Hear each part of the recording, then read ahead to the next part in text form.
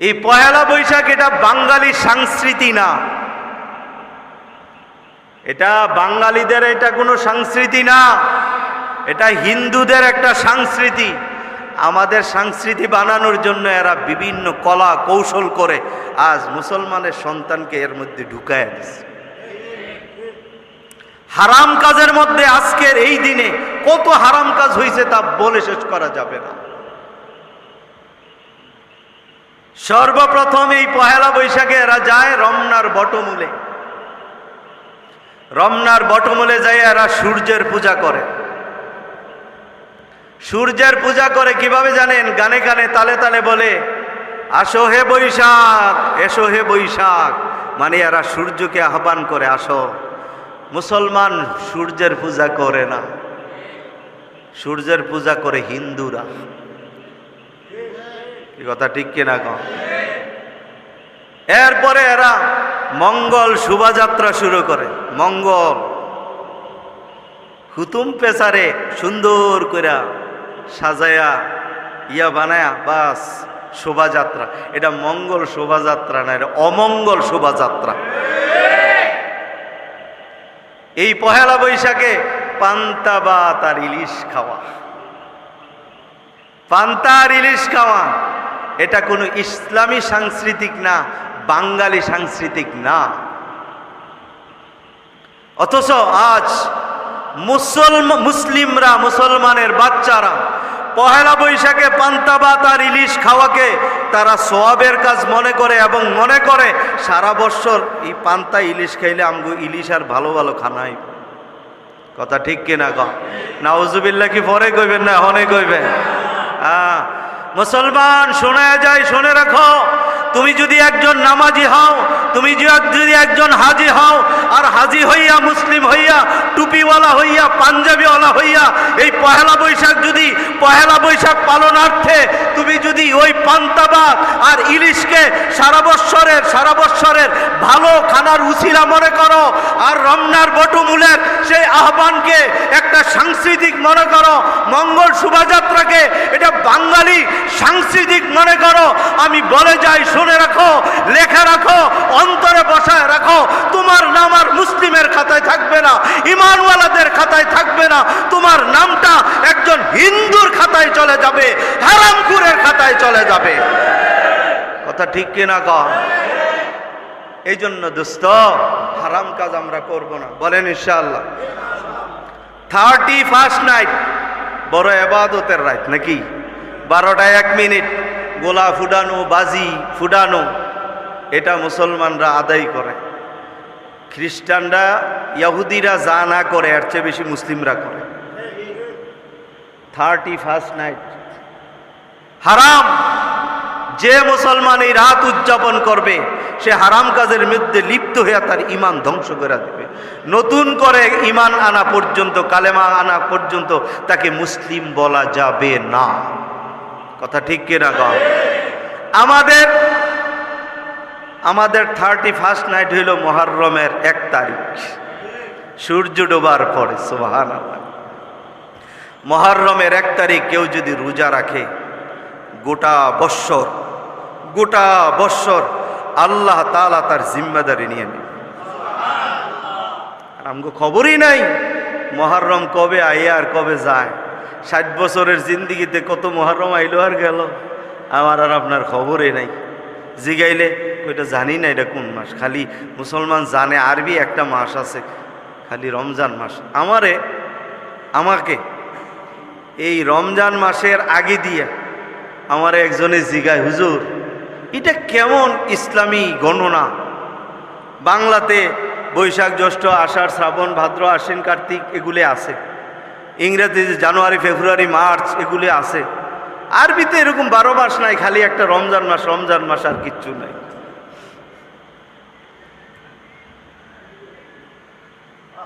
কি বুঝলেন? এটার নাম মুসলমান।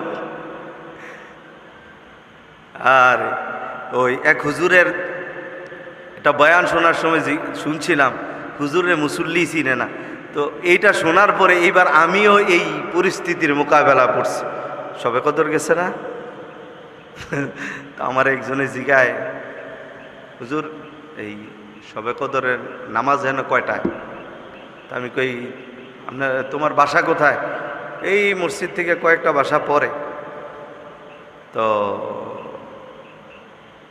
আমারে হঠাৎ করে জিগেল, আমি তো আইসি নতুন, আপনি কোন এলাকার থেকে আইছেন? আমার জিগে আপনি কোন এলাকার থেকে আইছেন? এখানে তো অনেক দূর দূরান্ত থেকে মানুষ হয়, আপনি কোন এলাকার থেকে আইছেন? অথচ আমি ওই মসজিদে ইমামতি করে আজকে 22 বছর। আরে জিগা আপনি কোন এলাকার থেকে আইছেন? ওই যে আজকে নামাজের রাইতে আয়া পড়ছে তো। হায়, এই জন্য দোস্ত হারাম কাজ আমাদের যার দ্বারাই যেন না হয়। হারাম কাজ কোন কোন কাজগুলো হারাম, এগুলি আমরা বিশ্রিয়ে বাইর করার দরকার।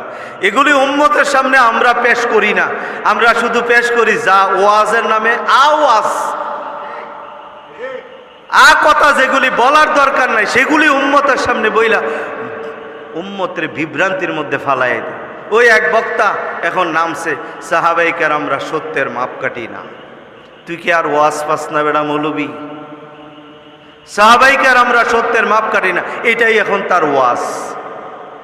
অথচ আল্লাহ তাআলা কোরআনুল কারীমে বলেন আমিনু কামা আমানান নাস।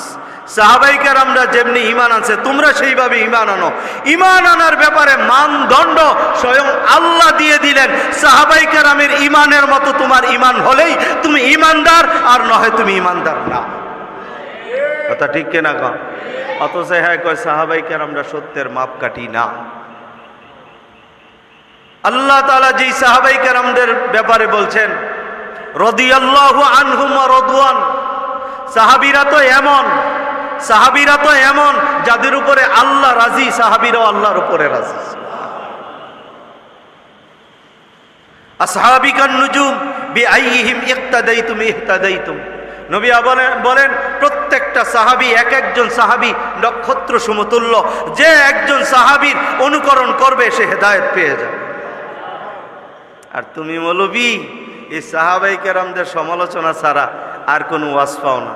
এখন এইটা যখন মার্কেটে খাওয়াইতে পারে নাই, ইমাম আবু হানিফা রহমাতুল্লাহ লয়ে লাভ আছে। ইমাম আবু হানিফা রহমাতুল্লাহ আলাই উনি 40 বৎসর এশার হুজু দিয়া ফজর নামাজ পড়ছে। এই মৌলবি কয় তো এবারে কি রাত্রে বহুর লোকে আসিল না নাকি? কই গিয়ে হাত দিছে চিন্তা করেন। আল্লাহ তাআলা আমাদের সবাইকে বুঝার, মানার, আমল করার তৌফিক দান। কুল তাআলাও, ও নবী আপনি বলে দেন আসো, আতলু মা হাররামা রাব্বুকুম আলাইকুম, আমি তোমাদেরকে তেলাওয়াত করে শোনাই দিই তোমাদের উপরে তোমাদের রব কি কি হারাম করেছেন। আল্লাহ তুশরিকু বিহি শাইআ, আল্লাহর সঙ্গে কোনো জিনিসকে শরীক করো না, শিরিকের গুনাহ হারাম। ওয়া বিল ওয়ালিদাইনি ইহসানা, মা বাবার সঙ্গে ইহসান করো, মা বাবার সঙ্গে নাফরমানি করিও না, পিতা মাতার সঙ্গে নাফরমানি করে এটা হারাম। ওয়ালা তাকতুলু আওলাদাকুম মিন ইমলাক, রিজিকের ভয়ে সন্তান আদি হত্যা করিও না, বাক কন্ট্রোল করিও না, জন্ম নিয়ন্ত্রণ করিও না। আমার আল্লাহ বলে ও বান্দা নাহনু নারযুকুকুম ওয়া ইয়াহুম, আমি আল্লাহই তো তোমাদের রিজিক দেই, এদেরকেও আমি আল্লাহ রিজিক দেব। রিজিকের চিন্তা তোমরা করা লাগবে না, কারণ রিজিক তোমরা চাল বানাও না, তোমরা ধান বানাও না, তোমরা গম বানাও না, তোমরা আলু বানাও না, তোমরা তরি তরকারি বানাও না, তোমরা আপেল কমলা মালটা বানাও না, আঙ্গুর নেশপাতি তোমরা বানাও না, তরমুজ বাঙ্গি তোমরা বানাও না, তোমরা আল্লাহর ওই পানির মাছগুলো বানাও না, তোমরা জলের কোনো জিনিস খাদ্য বানাও না, স্থলের কোনো খাদ্য তোমরা বানাও না, গাছের কোনো খাদ্য তোমরা বানাও না। আমার আল্লাহ বলে, ওরে বান্দা, আমি তোদের রিজিকের ব্যবস্থা করি, তোদের সন্তান যারা হবে এদের রিজিকের ব্যবস্থা আমি করব। এরে ভাই বলি যাই, এ ভাই অনুরোধ করে বলে যাই, রে বাবা, রিজিকের ব্যাপারে সম্পূর্ণ আল্লাহর উপরে আস্থা রাখবা। এরপরেও যদি আস্থা রাখার পরেও যদি দেখেন ঘরের মধ্যে অভাব ছাড়ে না, টাকা পয়সার মধ্যে কোনো বরকত নাই, প্রত্যেক দিন ফজরের নামাজে পড়িয়া সুবহানাল্লাহি ওয়া বিহামদিহি 100 বার পড়ো, আর আসরের নামাজের পর সুবহানাল্লাহি ওয়া বিহামদিহি 100 বার পড়ো, এইভাবে পড়তে থাকো। পড়তে পড়তে দেখবা একদিন তোমার ঘরে এমন এমন বাবা দেওয়া শুরু হইয়া গেছে, এমন রিজিক আসা শুরু হয়ে যাবে, তুমি গইনার খাইয়া শেষ করতেও পারবা না। নবীর এক সাহাবী আল্লাহর নবীর কাছে যাইয়া বলেন, নবী গো, ঘরে এত অভাব, ঘরের মধ্যে এত অভাব, 3 দিন 4 দিন পর্যন্ত চুলা আগুন ধরে না। নবী বলেন, পড়তে থাকো সুবহানাল্লাহি ওয়া বিহামদিহি। ওই সাহাবী চলে গেল, দ্বিতীয় কোনো প্রশ্ন করলো না, এইটুকু আমল নিয়ে চলে গেল। 1 বছর পরে নবীর হাতে আইনা অনেক জাকাতের মালামাল দিল। নবী আমার জিজ্ঞেস করলেন, ওরে সাহাবী, আজ থেকে 1-1.5 বছর আগে আমার কাছে তুমি অভাবের অভিযোগ নিয়ে আসলা, আজকে আবার তুমি জাকাত দিতে আসছো। সাহাবী বলে, ইয়া রাসূলুল্লাহ, আপনি যে একটা আমল দিয়েছিলেন সন্দেহ করি নাই, আমি ঈমানের সহিত যাই আমলটা শুরু করলাম। আল্লাহ তাআলা এত সম্পদের মালিক বানা দিলেন, আমার উপরে এখন যাকাত ফরজ হয়ে গেছে।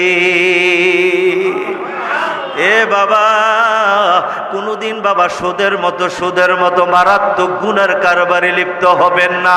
সুদ খাওয়াকে আমার আল্লাহ তাআলা হারাম করেছেন। আল্লাহ তাআলা বলেন, আহাল্লাল্লাহুল বাইআ ওয়া হাররামার রিবা। আল্লাহ তাআলা সুদকে হারাম করেছেন, ব্যবসাকে হালাল করেছেন। এ বাবা, আগেরকার যুগে, জাহিলি যুগে লোকগুলো বলতো, ইন্নামাল বাইউ মিসলুর রিবা, সুদ তো এটা ব্যবসার মতোই, ব্যবসা যদি হালাল হয় সুদ কেন হারাম হবে?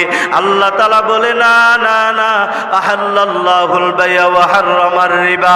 অথচ আল্লাহ সুদকে হারাম করেছেন আর আল্লাহ তাআলা ব্যবসাকে হালাল করেছেন। এরা বলে সুদ তো ব্যবসার মতোই, কোনদিন সুদের কারবারে লিপ্ত হবেন না। আমার অনেক ভাইয়ারা আছে, দোকানদারি করতে যাইয়া ব্যাংক থেকে লোন আইলা, ওই দোকানের ব্যবসা শুরু করে, না না না না ভাই, ওই লোন হইল এটা সুদ, সুদের টাকা দিয়া ব্যবসা করা হারাম, হারাম কাজের মধ্যে লিপ্ত হবা না। বিল্ডিং করার জন্য আমার কত ভাই ওই ব্যাংক থেকে বাবা লোনে টাকা আনে, ওই লোনের টাকা দিয়া বাড়ি বানায়। না না বাবা ভাইয়া, অনুরোধ করে বলে যায়, লোনের টাকা দিয়া কোনোদিন বাড়ি বানাইবেন না, দোকানের বিট বানাইবেন না, মার্কেট বানাবেন না। এখন বলবেন, হুজুর এখন তো নিয়ে আসছি, কি করব? শরীয়তের মাসআলা হলো, কেউ যদি ওই সুদের টাকা দিয়া, যাকে লোন বলেন, ওই লোনের টাকা দিয়া বাড়ি বানাইয়া থাকে, দোকানপাট বানাইয়া থাকে, এ বাবা নিজের কোনো ব্যবসা প্রতিষ্ঠান দাঁড় করাইয়া থাকে, শরীয়তের মাসআলা হলো অতি তাড়াতাড়ি টাকা পরিশোধ করিয়া দাও, অতি তাড়াতাড়ি টাকা পরিশোধ করিয়া দাও। কারণ এই সুদের গুজবের কারণে কোনো না কোনো দিন বাবা তোমার বাড়ি ধ্বংস হইয়া যাবে, তোমার মাল ধ্বংস হইয়া যাবে, তোমার এই ব্যবসা থাকবে না। দেখুন আজকে কত বড় বড় কোম্পানিগুলোতে মাঝে মাঝে এমনি আগুন লেগে যায়। এ বাবা, বসুন্ধরা গ্রুপের সিটিতে আগুন লাগলো, আমি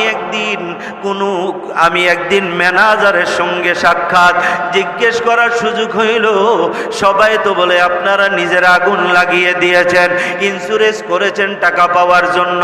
ম্যানেজার বলে কসম খুদা, আগুনে পুড়লে যা পাবো এর চাইতে আরো কোটি কোটি গুণ ক্ষতি আমাদের হইয়া গেছে। আগুন কেমনে লাগছে জানি না।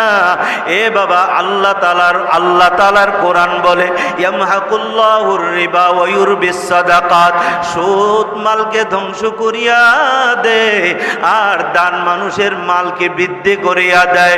এ বাবা, তুমি সুদের টাকা দ্বারা বাড়ি বানাইছো, দোকান জোড়াইছো, তোমার ব্যবসা প্রতিষ্ঠান খাড় করাইছো, ছেলের বিদেশ পাঠাইছো। এ বাবা, অতি তাড়াতাড়ি টাকা পরিশোধ করে দাও। এ বাবা, যদি জায়গা বিক্রি করা লাগে এরপরেও তাড়াতাড়ি বিক্রি করে বাবা পরিশোধ করে দাও।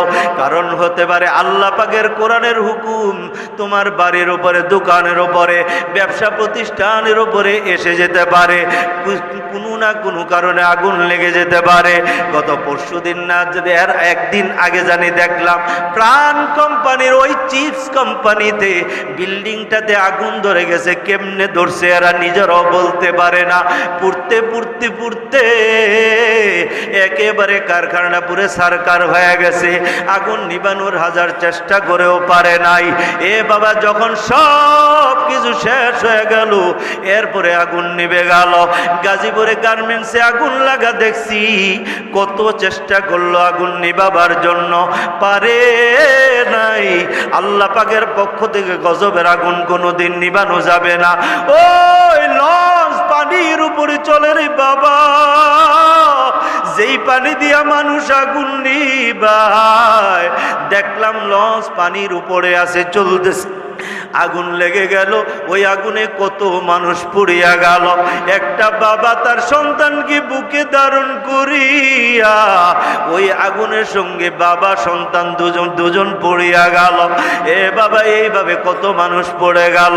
পানির উপরে লঞ্চের মধ্যে আগুন, এরপরেও আগুন নিভাইতে পারে না, লঞ্চটা পরে সারকার হয়ে গেল।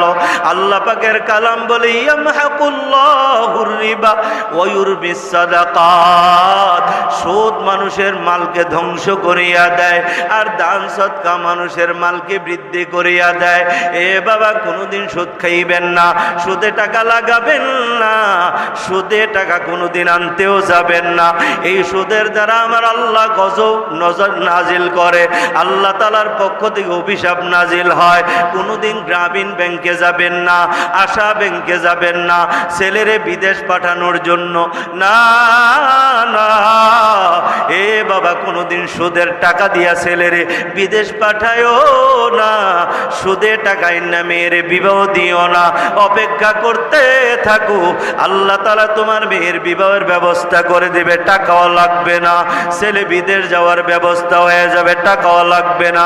আমাদের দেবিদ্বারে হাসপাতাল মসজিদের ইমাম সাহেব আমার কাছে একদিন পরামর্শ করে, হযরত আমি তো চলতে কষ্ট হয়, একটা ছেলে যদি বিদেশে পাঠাইতে পারতাম, ইসলামী ব্যাংক থেকে কিছু টাকা লোনে আনা যায়, আনবো কি? আমি বললাম না না, লোনের অপর নাম হইল সুদ, সুদে টাকাই না ছেলেরে বিদেশ পাঠানোর দরকার নাই। ইমাম সাহেব বলে চলবো কিভাবে? আমি বললাম অপেক্ষা করেন, ধৈর্য ধরেন, একটু কষ্ট করেন, আল্লাহ ব্যবস্থা করে দিব। ওই ছেলেটা দারুল আরকাম মাদ্রাসায় ভর্তি হয়ে গেল, কণ্ঠটা একটু ভালো ছিল।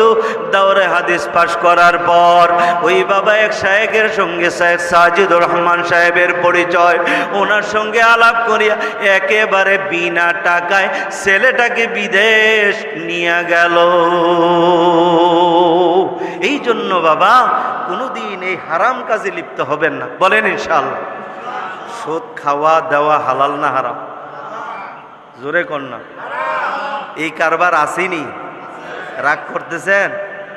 হ্যাঁ দোস্ত, যতই মুসল্লি হন, যত বড় হাজি হন, যত বড়ই আপনি তাহাজ্জুদ গুজার হন, যত বড় তসবিহওয়ালা হন, যত বড় জাকিরিন হন, যত দাড়িওয়ালা হন, যত পাঞ্জাবিওয়ালা হন, যত ইবাদত গুজার হন, আল্লাহর কসম যদি আপনি হারামে লিপ্ত থাকেন, আপনার ভিতরে যদি হারাম করার গুনাহ থাকে, আপনার এই ইবাদত কোনো কাজে আসবে না, আপনার এই মুফতিগিরি কোনো কাজে লাগবে না, মুহাদ্দিসগিরি কোনো কাজে লাগবে না, ইমামগিরি কোনো কাজে লাগবে না, খতাবতগিরি কোনো কাজে লাগবে না, মসজিদের সভাপতি কোনো কাজে আসবে না, সেক্রেটারিগিরি কোনো কাজে আসবে না, আপনার মুসল্লিগিরি কোনো কাজে আসবে না।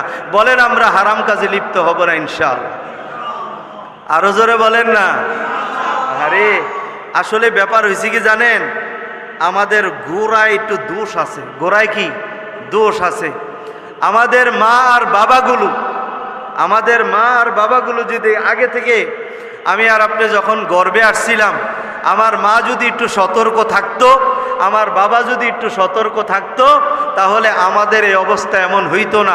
আল্লাহর কসম, একটা মা সন্তান গর্ভে নেওয়ার পর মা যদি মনে করে আমি বেপরদায় থাকবো না, আমি আমার পেটে হারাম ঢুকাবো না, এই মুখ দিয়া মিথ্যা কথা বলবো না, চোখ দিয়া বেগানা পুরুষ দেখবো না, বাবা যদি মনে করে আমার স্ত্রীর গর্ভে সন্তান আসছে, আমি হারাম কামাই করব না, হারাম টাকা দিয়া কোনো কিছু কিনবো না, আমার বিবিরে হারাম কোনো কিছু খাওয়াবো না, আল্লাহর কসম তোমার বিবির গর্ভ থেকে যে সন্তান হবে, এই সন্তান দুনিয়াতে আসার পর এই সন্তান যদি না খায় মরে যায়, এই সন্তান যদি অভাবী হয়, এই সন্তান যদি গরিব হয়, এই সন্তান যদি মিসকিন হয়, এই সন্তান যদি ক্ষুধার তাড়নায় ছটফট করতে করতে মারাও যায়, দুনিয়ার মানুষ যদি মিলে তাকে সুদে টাকা দিতে চায়, ঘুষে টাকা দিতে চায়, হারাম খাদ্য দিতে চায়, মরে যাবে, এরপরে হারাম ধরবে না, মইরা যাবে, এরপরে হারাম খাবে না, জীবনেও কোনোদিন কোনো হারামের কাছে যাবে না। কথা ঠিক কিনা বলে?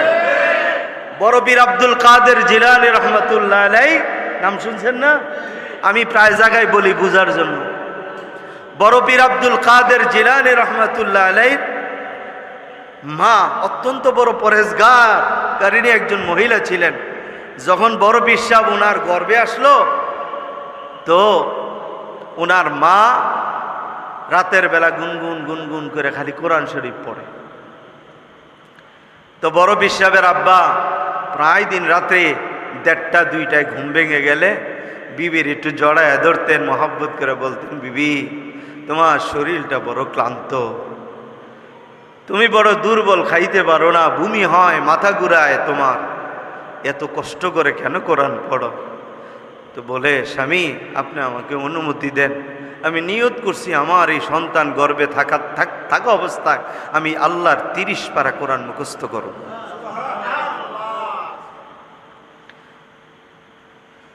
এই বড় পীর আব্দুল কাদের জিলানী রহমতুল্লাহ আলাইহি যখন ভূমিষ্ঠ হইলেন, একটু হাঁটতে চলতে বলতে শিখলেন, তো ওনাকে একটা নুরানি মাদ্রাসায় নিয়ে যাওয়া হয়েছে। হুজুরকে বলছে, হুজুর আমার সন্তানটাকে আপনি একটু আলিফ বাতাসা পড়াইয়ে দিয়েন, কায়দা আমপারাটা পড়লে এরপরে বড় মাদ্রাসায় নিয়ে ভর্তি করাবো। হুজুর বাচ্চারে নিয়ে কোলে বসাইছে। প্রথম দিন তো একটু আদর করছে, কোলে বসায়া বলে, আজকে তো প্রথম, তুমি পড়তে পারবা না, যেহেতু পড়ো নাই আগে, আমি আজকে একটু কোরআন শরীফ পড়ি, তুমি শোনো। তো ছেলেটা বলে, জি হুজুর পড়েন। তো হুজুর সূরা ফাতিহা পড়ছেন। পড়ার পরে বাচ্চা কোলে থেকে বলতেছে, হুজুর এই পড়াগুলো আমার কাছে কেমন জানি পরিচিত পরিচিত মনে হইতেছে, আপনি আরেকটু পড়েন, আমার কাছে ভাল লাগতেছে, এগুলি পরিচিত পরিচিত মনে হইতেছে। তো হুজুর পড়তেছেন, আলিফ লাম মিম যালিকাল কিতাবু লা রাইবা ফীহি হুদাল লিল মুত্তাকিন।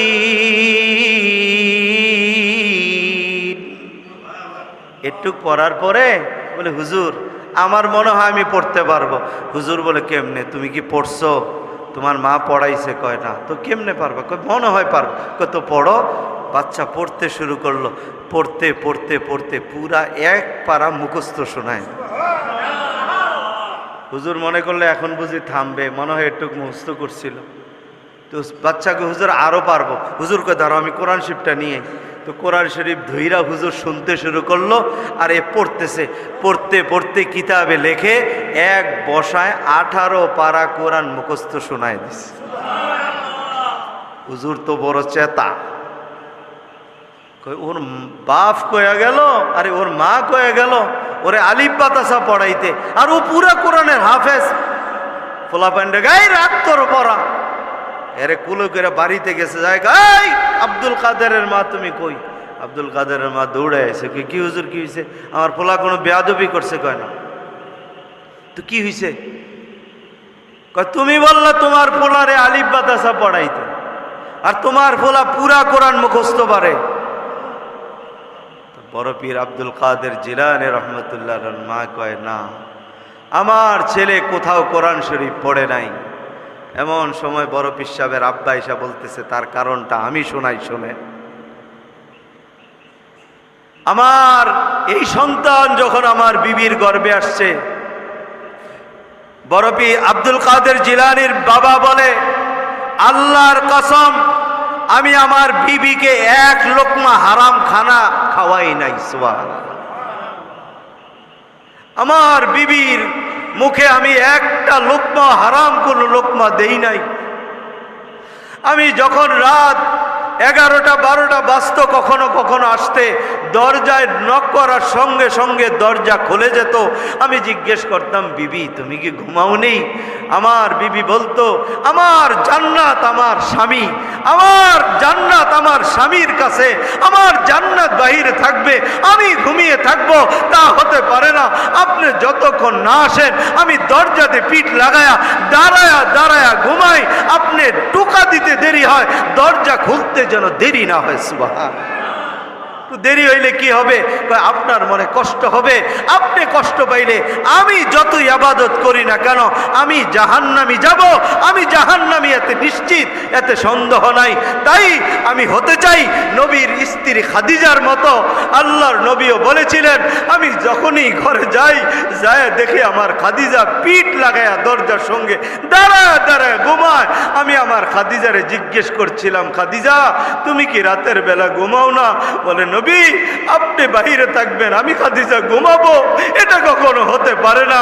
বড় পীর সাহেবের মাও বলে, আমি ওই খাদিজার মতো একজন স্ত্রী হতে চাই। বলে, হুজুর আমি একদিন আমার বিবির কাছে বলেছিলাম, বিবি তুমি আমার এত খেদমত করো, শেষ রাতে তাহাজ্জুদের সময় দুনিয়ার মানুষগুলো ঘুমায়, তুমি প্রত্যেক দিন 3টার সময় আমারে জাগায়া দাও, তুমি আমারে জাগায়া দাও। আমি জাগলে পরে আমারে তুমি ওযু করার জন্য গরম পানি আগায়া দাও। আমি জিজ্ঞেস করলে বলো, আমি আপনার আধা ঘন্টা আগে উঠা আপনার জন্য গরম পানি করে রাখছি, আপনার খেদমতের জন্য। সুবহানাল্লাহ। আমি একদিন জিজ্ঞেস করলাম, বিবি আমার মনটা বড় ভালো, আজকে এই শেষ রাত্রে আমার কাছে একটা কিছু চাও, আমি তোমাকে দিয়ে দিব। ওরে বিবি ওয়াদা দিলাম, আজকে যদি আমি আমার কলিজাটা চাও, আমি তোমারে আমার কলিজাটা খুলিয়া দিয়ে দিব। আমি তোমার খেদমতে বড় খুশি গো স্ত্রী। আমার স্ত্রী সেদিন বলেছিল, স্বামী গো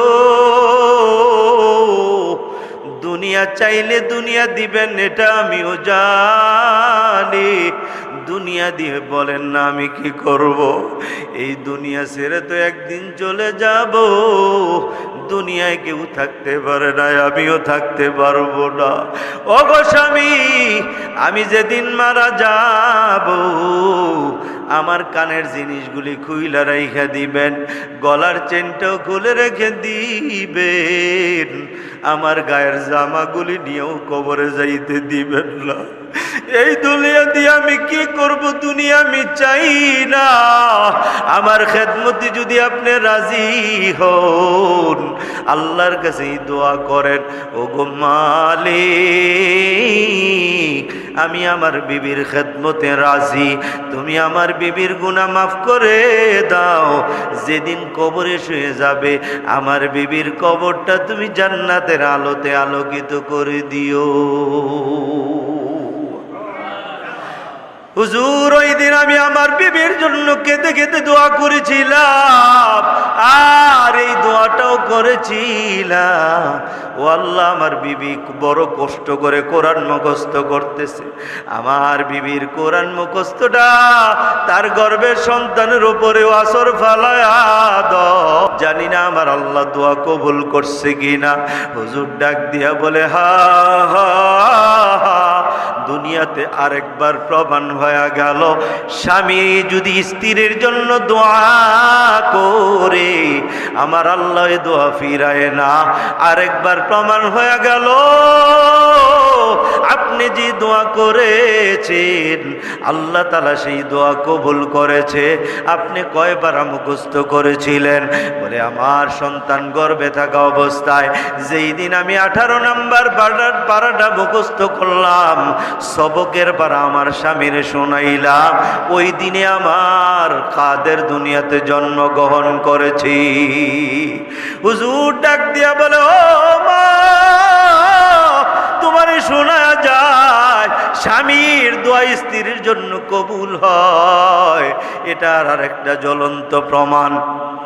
তোমার আব্দুল কাদের, তুমি যেমন 18 পারা গর্বে নিয়ে মুখস্থ করেছো, তোমার আব্দুল কাদের ওই গর্বে করে 18 পারা কোরআন মুখস্থ করে দুনিয়াতে আসছি। আমার পর্দার আড়ালের মা অনুরোধ করে বলে যাই রে মা, জীবনে কোনোদিন স্বামীর মনে কষ্ট দিবা না, স্বামীর মনে ব্যথা দিবা না, স্বামীর সাথে তুমি অন্যায় করবা না রে মা। স্বামী যদি একটু কটু বাক্য বলে ধৈর্য ধারণ করো, এই সবুরের দ্বারা আল্লাহ তাআলা তোমাকে ওলিয়ত্ব দান করে দিবেন, এমন সন্তান দান করবে রে মা স্বামীর দোয়ার কারণে, যেই সন্তানের দিকে তাকাইলে তোমার চোখ শীতল হইয়া যাবে। এই দুনিয়ায় কত সন্তান আছে মা, তাকাইয়া দেখো, সারা দুনিয়ার মানুষ ওই সন্তানের জন্য পাগল। ওই সন্তানের খোঁজ খবর নিয়ে দেখো, ওই বিবিটা ওই মাটা তার স্বামীর খেদমত করিয়া, স্বামীর মনতুষ্টি অর্জন করিয়া, স্বামীর দোয়া নিয়া এই সন্তান দুনিয়ায় ভূমিষ্ঠ করছে। আল্লাহ পাকের রহমতে এখন সন্তান বড় মুআদ্দব, সন্তান বড় অনুগত। এই সন্তান পৃথিবীর শ্রেষ্ঠ সুন্দরী নারী পাইলেও জীবনে কোনোদিন এই মারে আর বাবারে ভুলে যাবে না। কথা ঠিক কিনা বলে? আজ বাবা বাংলাদেশের ওই বৃদ্ধাশ্রমগুলিতে চাইয়া দেখো, কত ইংরেজি শিক্ষিত বড় বড় ডাক্তার, কত বড় বড় ইঞ্জিনিয়ার, কত বড় বড় ডিগ্রিদার, এরা কেউ থাকে আমেরিকা, কেউ থাকে লন্ডন, কেউ থাকে জাপান, কিন্তু এদের সন্তানেরা মা বাবার খবর নেয় না। ওই মা আর বাবার বৃদ্ধাশ্রমে দিয়ে দিয়েছে। সাংবাদিক এক বৃদ্ধ বাবারে বৃদ্ধাশ্রমে যাইয়া জিজ্ঞেস করে, আপনার কি কোনো সন্তান নাই? উনি কাঁদতেছে আর বলতেছে, হা হা, আমি একজন বড় অফিসার ছিলাম, আমার বাড়ি আছে, আমার ঘর আছে, আমার টাকা আছে, আমার সন্তান আছে, কোথায় ওই সন্তানেরা? ওই লোকটা বলে, আমার সন্তান এখন আমেরিকায় থাকে, ছেলের বউ আমার খেদমত করতে পারবে না, ছেলে অফিস নিয়ে ব্যস্ত, আমার খেদমত করতে পারবে না, এই জন্য আমার বৃদ্ধাশ্রমে দিয়ে দিয়েছে। ওই বাড়িতে একা একা জীবন কাটানোর চেয়ে এই বৃদ্ধাশ্রমে আরো কিছু বুড়া বুড়ি আছে, এদের সঙ্গে সময়টা কাটাই। আবার অনেক সন্তান আছে। আমাকে কয়েকদিন আগে বাবা এক আলেম, উনি আমার সঙ্গে দেখা হওয়ার পরে বলে, ও বাইদি সাহেব বিভিন্ন জায়গায় ওয়াজ করেন, আমি আপনাকে একটা ঘটনা শোনাই। ওনার মসজিদের এক মুসল্লি, ওনার বড় ভক্ত, ওনার 4 ছেলের মধ্যে 3 ছেলেই বাবা ইংরেজি শিক্ষিত। হুজুর বুঝাইলেন যে একটা ছেলের মাদ্রাসায় পড়ার, হুজুরের কথায় ছোট্ট ছেলেটাকে মাদ্রাসায় দিয়েছিল। প্রায় একদিন বলতো, হুজুর এই ছেলেটাকে যে মাদ্রাসায় দিলাম এ কোত্থেকে ভাত পাবে, কাপড় পাবে, কারণ কওমি মাদ্রাসায় কোনো সার্টিফিকেট নাই, কেমনে চলবে। এরপরে উনি এখান থেকে চলে গেলেন আমেরিকা। ওনার সঙ্গে দেখা হয় না প্রায় 20 বৎসর। 20 বৎসর পরে ওনার সঙ্গে হঠাৎ যাত্রাবাড়িতে একদিন দেখা হইয়া গেল। দেখা হওয়ার পর হুজুরকে দুইরা বাবা কাঁদতে শুরু করলো। ওই লোকটা ডাইকা বলে, হুজুর আপনার কথা মতো যদি আমার ছোট্ট ছেলেটাকে মাদ্রাসায় না দিতাম আজকে আমার ঠিকানা হইতো বৃদ্ধাশ্রমে। কেন গো ভাই? ওই লোকটা বলে, ওই 3 ছেলেকে লক্ষ লক্ষ টাকা খরচ করে বড় শিক্ষিত বানাইলাম, এরা বিভিন্ন আজকে বিদেশে পাড়ি জমাইছে, আমার কোনো খোঁজখবরও রাখে না। এদের বাসায় নিয়ে গিয়েছিল, আমার খেদমত করতে পারবে না। তার বিবিও জানা দিল, আমরা তোমার বাবার খেদমত করতে পারবো না। ছেলেও পারে না, নাতিপুতিরাও করে না। এই জন্য বাধ্য হইয়া বাংলাদেশে চলে আসলাম। হুজুর যেই ছেলেটাকে মাদ্রাসায় পড়াইছে আজকেও মুফতি হইয়া কোনো একটা মাদ্রাসায় পড়ায়, এরপরে নিজে একটা মাদ্রাসা করছে, এখন নিজের বাসায় আমাকে বড় আরামে রাখছে। ওর বিবিও আমার বড় খেদমত করে, ওই ছেলেটাও আমার বড় খেদমত করে। আমার পর্দার আড়ালের মা বোনদেরকে বলে যাই রে মা, তোমার ঘরের স্বামীটা তোমার জন্য বড় লক্ষ্মী। এটা আমার বানানো কথা না, মদিনার নবী বলেছেন, আইয়ুমা ইমরাতিম মাতাত ওয়া যাওজুহা আনহা রাজিন দাখালাতিল জান্নাহ। যেই মহিলা স্বামীর খেদমত করে স্বামীর মনতুষ্টি অর্জন করে মারা যাবে, দাখালাতিল জান্নাহ, ওই মহিলা জান্নাতে প্রবেশ করবে।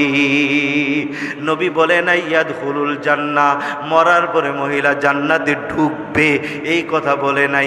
দাখালাত এটা মাজির সিগা, আর দুখুল মাজদার থেকে গর্দান দিলে সরফে সগীর যদি গর্দাই আমরা পড়ি দাখালা ইয়াদখুলু দুখুলান ফাহুয়া দাখিলুন। দাখালা মাজির সিগা, ইয়াদখুলু মুজারের সিগা। মাজি মানে অতীত, মুজারে মানে ভবিষ্যৎ। আল্লাহর নবী তাদখুলুল জান্নাহ বলে নাই যে মহিলা জান্নাতে ঢুকবে মরলে। আল্লাহর নবী বলছে যেই মহিলা দুনিয়াতে তার স্বামীর খেদমত করে, স্বামী তার উপরে সন্তুষ্ট, তার উপরে খুশি, নবী বলে দাখালাতিল জান্নাহ।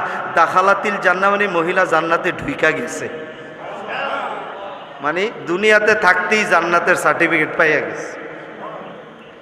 আর এই মহিলারা স্বামীর লোকে যা তা ব্যবহার, কথা ঠিক কিনা?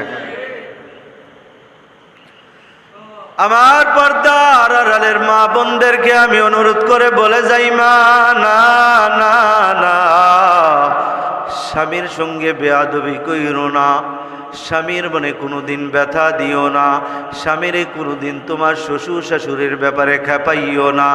তোমার স্বামী যদি তার মার বাবার সঙ্গে বেয়াদবি করে, ওই মা বাবা যদি সন্তানের উপরে রাগ হয়, সন্তানের উপরে যদি মনোকষ্ট নেয়, ওই সন্তানের উপরে আল্লাহর গজব নেমে আসবে।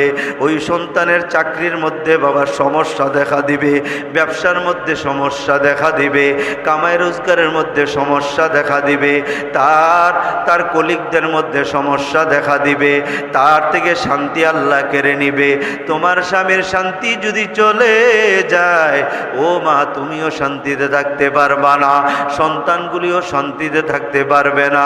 এই জন্য শ্বশুর শাশুড়ির উপরে কান কথা বইলা বইলা স্বামীরে খেপায়ও না, বরঞ্চ শ্বশুর আর শাশুড়ি যদি কোনো ধরনের অন্যায় তোমার সঙ্গে করে, মুখ বুজে সহ্য করে নাও, আল্লাহ তাআলা এর বিনিময়ে তোমার এমন মর্যাদা দান করবে যেই মর্যাদার কথা কোনোদিন তুমি কল্পনাও করো নাই। ও সন্তানের দলেরা, তোমাদের খেদমতে আমি অনুরোধ করে বলে যাই, বাবা অনেক সময় তোমার স্ত্রীর কথা শুই না মা আর বাবার সঙ্গে দুর্ব্যবহার করো। জানুনি তোমার মা আর বাবা কেমন সম্পদ, মা বাবার সঙ্গে দুর্ব্যবহার করা হারাম হারাম। আল্লাহর নবী বলে, ইন্নাল্লাহা হাররামা উকুকাল উম্মাহাত, নিশ্চয়ই আল্লাহ তাআলা মা আর বাবার সঙ্গে নাফরমানি করা হারাম করে দিয়েছেন। তুমি যদি মার সঙ্গে ধমক দিয়া কথা বলো, কোরআন বলে ফালা তানহারহুমা, মা বাবাকে ধমক দিও না, মা বাবাকে ধমক দেওয়া হারাম। তুমি যদি মা বাবার সঙ্গে কটুর হও, আল্লাহ তাআলার কোরআন বলে ওয়াকফিজ লাহুমা জানাহাদ দুল্লি মিনার রাহমা, কটুর হইও না, কটুর হইও না, নরম নরম ডানাগুলো এদের জন্য বিছায়া দাও। মা বাবাকে যদি তুমি উফ শব্দ বলাও, এমন কোনো কথা বইল না যেই কথা বললে মা বাবা উফ শব্দ বলে। আল্লাহর কোরআন বলে ওয়ালা তাকুল্লামা উফ, এদের সঙ্গে উফ শব্দটা বলিও না, এদেরকে উফ শব্দটাও বলাইও না।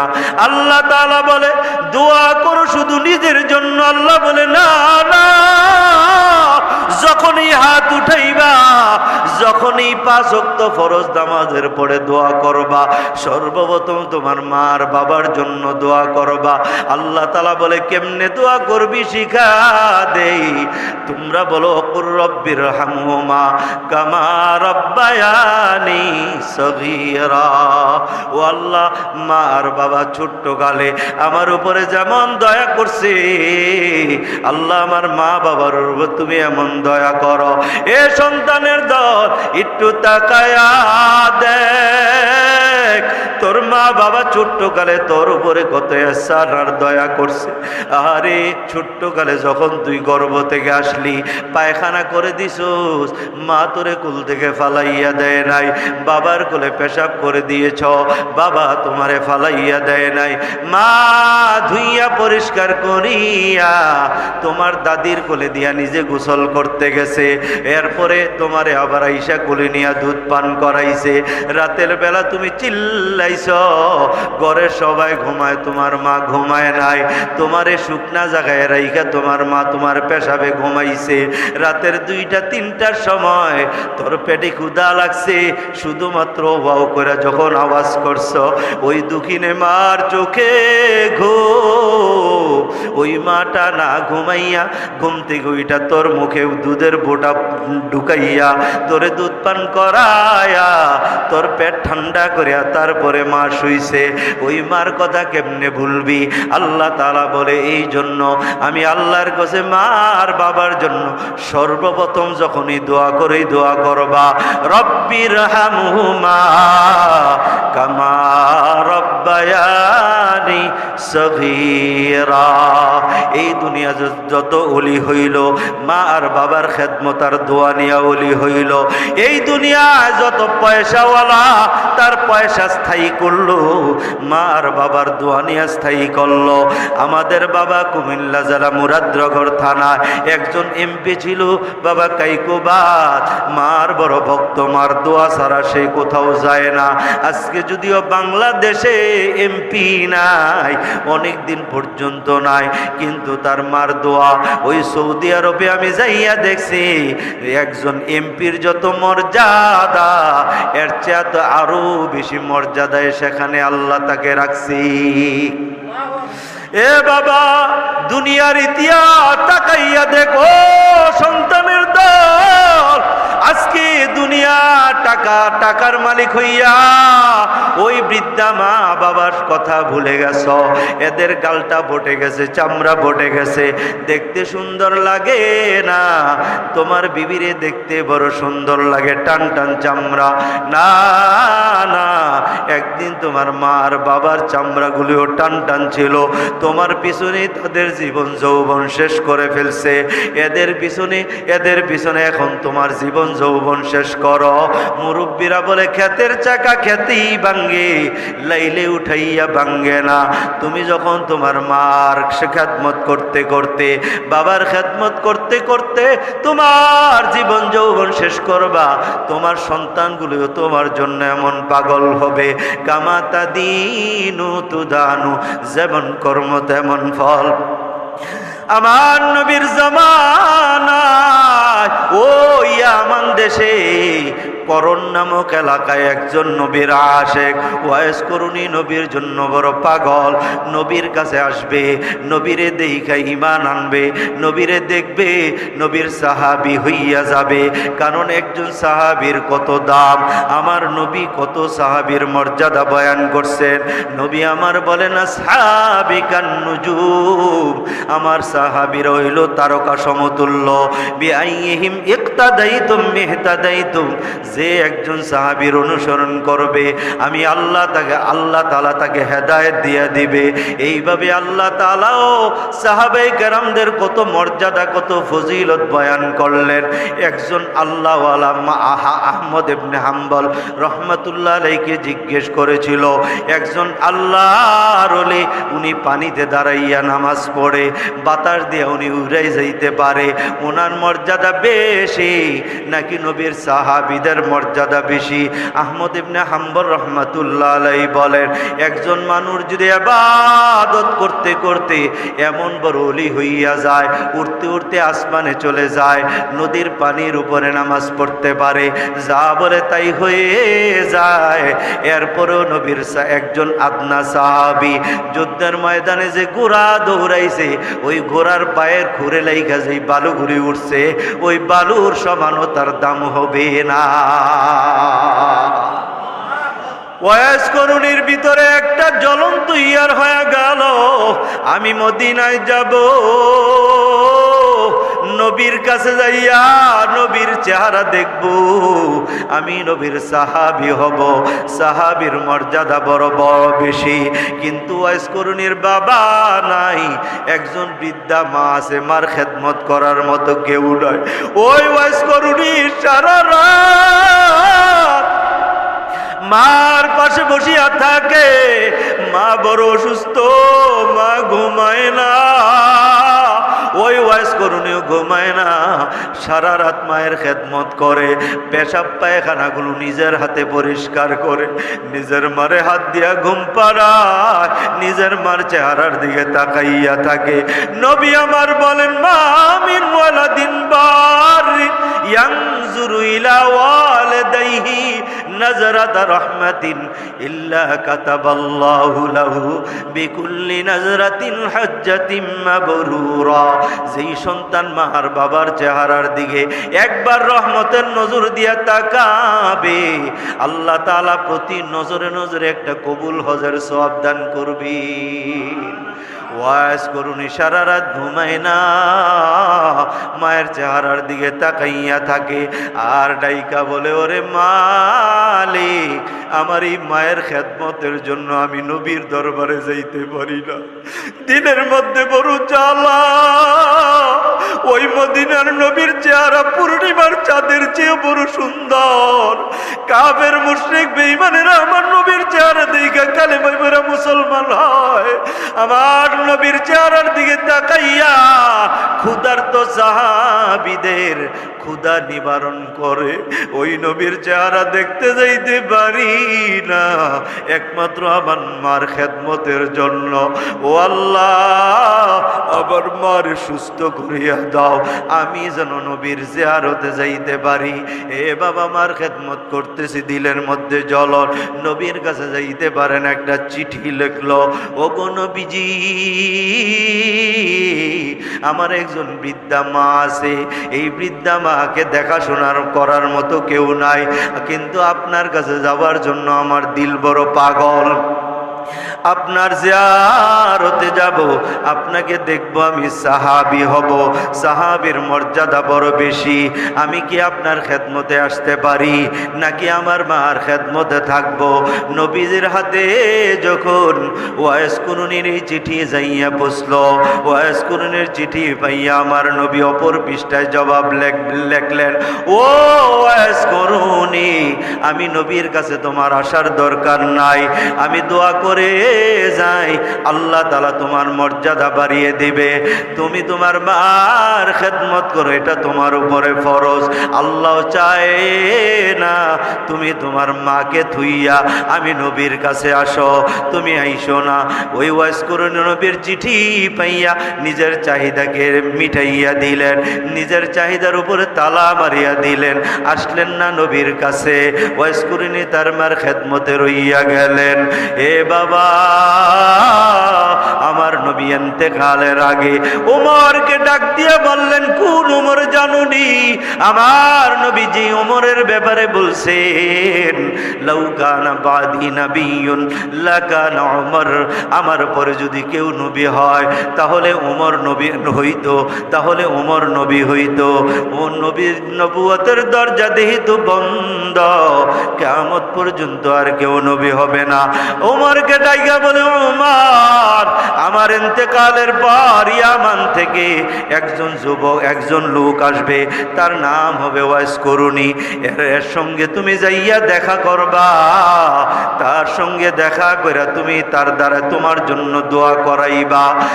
ওমর জিজ্ঞেস করে, নবী গো, আমি একজন সাহাবী, আমি তার দ্বারাই কেন দোয়া করাবো? নবী আমার বলেন, ওমর জানো না তার মর্যাদা আল্লাহর কাছে তোমারই সমান। নবী আমার দুনিয়ার থেকে চলে গেলেন, আবু বকরের খেলাফতের জমানাও চলিয়া গেল, ওয়াইস কুরনের মা দুনিয়ার থেকে বিদায় হয়ে গেল। ওয়াইসাল করনি ওই একদল হাজী সাহেবের সঙ্গে বাবা মক্কায় গেলেন হজ করার জন্য। ওমর খবর নিতেছে ওই কাফেলা কোন কাফেলার সঙ্গে, ইয়ামান থেকে কোন কোন কাফেলা আসলো, আসতেছে। একবার খবর নিয়ে দেখলেন ইয়ামান থেকে একটা বড় কাফেলা আসতেছে।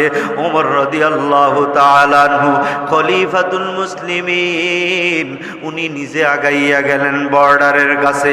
ওই কাফেলার সঙ্গে দেখা হইয়া গেল, নাম জিজ্ঞেস করলেন, তোমাদের মাঝে কি এমন কোনো ব্যক্তি আছে যার নাম ওয়াইস করুনি? লোকেরা বলল, হা হা, ওই যে লোকটা, তার নাম ওয়াইস করুনি। ওমর রাদিয়াল্লাহু তাআলা আনহু তার কাছে গেলেন, যাইয়া বললেন, ও ওয়াইস করুনি, তুমি আমি ওমরের জন্য একটু দোয়া করো। ওয়াইস করুনি কয়, আপনি হইলেন আমিরুল মুমিনিন, অর্ধ জাহানের বাদশাহ, নবীর সাহাবী, আপনার বেলায় বলছে আমার পরে যদি কেউ নবী হয় তাহলে ওমরই নবী হবে, আপনার দোয়া আমি করবো? হ্যাঁ, নবী বলে গেছে তোমার দ্বারা আমি ওমরের জন্য দোয়া করাইতেছো। হ্যাঁ, ওয়াইস করুনি দোয়া করেছিলেন। ওমর জিজ্ঞেস করে, তোমাকে আল্লাহ তাআলা এত মর্যাদা দিল কোন আমলের বিনিময়? কয়, জানি না, নবীর কাছে চিঠি লিখেছিলাম, নবীরে দেখবো, আমি সাহাবী হব। দিলে দিলে কাঁদছি, দিল ভাইঙ্গা কাঁদছি। এমন কোন রাত নাই যে নবীর মহাব্বতে আর বিরহে আমি ওয়াইস করুনি কাঁদি নাই।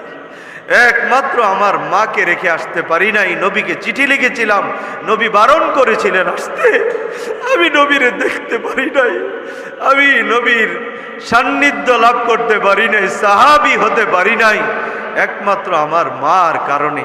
আজ আমার মা নাই, আমার মা নাই। আজকে কি তুমি তোমার মাকে মনে পড়ে? এই কথা বলতে ওস করে না হাউ মাও করে কেঁদেছে। কেউ ছিল না পাশে যেদিন, ছিল শুধু মা, সেই মায়ের ভুলে আমি থাকতে পারি না। মা জননী আসবে কি আর আমার বুকে ফিরে? কেউ ছিল না পাশে যেদিন, ছিল শুধু মা, সেই মায়ের ভুলে আমি থাকতে পারি না। মা জননী আসবে কি আর আমার বুকে ফিরে। ওই মাকে আমি এখনো ভুলতে পারি নাই, ওই মারে আমি এখনো ভুলতে পারি না। আসছি আমার নবীর রওজায় সালাম দেব। আমার মা ইন্তেকালের আগে আমার নবীরে সালাম দিয়েছে, ওই সালামটা পৌঁছে দেওয়ার জন্য আসছি। এরে আল্লাহর বান্দারা অনুরোধ করে বলে যায়, যাদের মা আর বাবা দুনিয়াতে এখনো বেঁচে আছে, এইগুলি দুনিয়ার সবচেয়ে বড় সম্পদ। তোমার টাকা বড় সম্পদ না, মা বাবা বড় সম্পদ। তোমার জায়গা জমি বড় সম্পদ না, তোমার মা বাবা বড় সম্পদ। এ বাবা, এই জন্য মা বাবার সঙ্গে নাফরমানি করিও না। সন্তান কোনোদিন বাবা রিজিকের ভয়ে হত্যা করে নেয় হারাম। ওয়ালা তাকরাবুল ফাওয়াহিশা মা যাহারা মিনহা ওয়া মা বাতান। প্রকাশ্য এবং অপ্রকাশ্য কোনো ফাহিশা গুনার কাছেও তোমরা যাইও না। এই চারটা কাজ আমার আর আপনার জন্য আল্লাহ তাআলা হারাম করে দিয়েছেন। নাম্বার 1, শিরিক করা, এটা হারাম। নাম্বার 2, মা বাবার সঙ্গে নাফরমানি করা হারাম। নাম্বার 3, রিজিকের ভয়ে সন্তান হত্যা করার জন্য জন্ম নিয়ন্ত্রণ করা হারাম। নাম্বার 4, কোনো জাহিরি এবং বাতিনি গুনার কাছে না যাওয়া। আল্লাহ তাআলা আমাদের সবাইকে এই হারাম কাজগুলি থেকে বেঁচে থাকার তৌফিক দান করুক। নবী তিনটা কাজকে হারাম করেছেন। নবী বলেন, লা ইয়াদখুলুল জান্নাতা মান্নান। আমার নবী বলে 3 প্রকারের মানুষ জান্নাতে যাবে না। নাম্বার 1, খোটা দানকারী জান্নাতে যাবে না। নাম্বার 2, মা বাবার সঙ্গে নাফরমানিকারী সন্তান জান্নাতে যাবে না। নাম্বার 3, মদ পানকারী জান্নাতে যাবে না। নবী বলেন এই 3 শ্রেণীর মানুষ জান্নাতে যাবে না। আল্লাহ তাআলা বলে 4 শ্রেণীর মানুষ জান্নাতে যাবে না। 4 আর 3 কত হইল? 7। এই 7 প্রকারের মানুষ জান্নাতে যাবে না। এগুলি হারাম কাজ। এই হারাম কাজে, এই 7টা হারাম কাজ যারা করবে তারা জাহান্নামী, যারা করবে না এরা জান্নাতি। আল্লাহ তাআলা আমাদের সবাইকে এই হারাম কাজ থেকে বেঁচে জান্নাতের পথে, হালাল পথে আমাদেরকে চলার তৌফিক দান করুন। আর একটু জোরে বলেন আমিন। ওয়া আখিরু দাওয়ানা আনিল হামদুলিল্লাহি রাব্বিল আলামিন। এখন দোয়া হবে। দোয়ার মাঝে এই আপনাদের দোয়ার আগে একটা আমলের কথা বলি। এটা শাওয়াল মাস। কি মাস এটা? বলেন না, এটা কি মাস? আরবি মাস মুখস্থ করে লইয়েন। মুহররম থেকে আরবি মাস শুরু হয়। আমাদের মুহররমের 1 তারিখ হইল নববর্ষ। কত বলে থাকবে? এটা হইল শাওয়াল মাস বাদা রমজান, রমজানের পরে। নবী বলেন, মান সামা রমজানা সুম্মাতবাহু সিত্তাম মিন শাওয়াল কানা কাসিয়ামিদ দাহর। কেউ যদি রমজানের 1 মাস রোজা রাখে, এরপরে শাওয়াল মাসে 6টা নফল রোজা রাখে, 1 যুগ রোজা রাখার সমান সওয়াব তার আমল নামায় দিয়ে দাও। 1 যুগ বুঝেন, 12 বছরে 1 যুগ। মুসলিম শরীফের বর্ণনায় আসছে, কেউ যদি শাওয়াল মাসে 6টা নফল রোজা রাখে, তার আমল নামায় 1 বৎসর রোজা রাখার সমপরিমাণ সওয়াব দিবে। এই হাদিসের ব্যাখ্যা আল্লামা জাকারিয়া সাহেব রহমতুল্লাহ আলাইহি বলেন, হাসরের ময়দানে অনেক রোজাদারকে আল্লাহ তাআলা ডাক দিবেন, এই রোজাদার, যা জান্নাতে ঢুইকা যা, তুই সারা বছর রোজা রাখছস, এই কারণে তোকে আমি জান্নাত দিয়ে দিলাম। লোকটা বলবে, আল্লাহ আপনার হয়তো কোথাও ভুল হচ্ছে, আমি সারা বছর কখনোই রোজা রাখি নাই, কেবলমাত্র রমজান মাসে রোজা রাখতাম, জীবনে কখনো ছাড়ি নাই, রমজান মাসে রোজা রাখছি, সারা বছর আমি রোজা রাখি নাই, হয়তো অন্য কারো আমল আমার আমল নামায় চলে আসছে।